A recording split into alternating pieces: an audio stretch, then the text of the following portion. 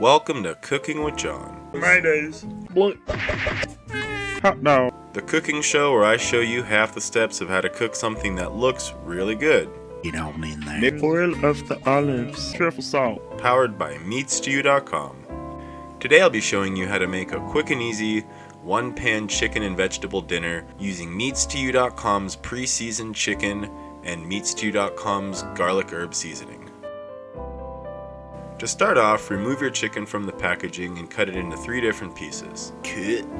I'm using 4 chicken breasts for this recipe. Oh, look at the way that knife cuts. It cuts so nice into the chicken. Cut your potatoes into 1 to 2 inch cubes, like so. I like red potato. And now let's start putting everything together. Start by putting your chicken pieces down the middle of the pan. Add your veggies to either side of the chicken. Isn't that neat? It's so organized and pretty. I really like it.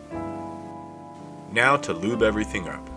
Take a half a stick of melted butter and pour it over the potatoes and the broccoli.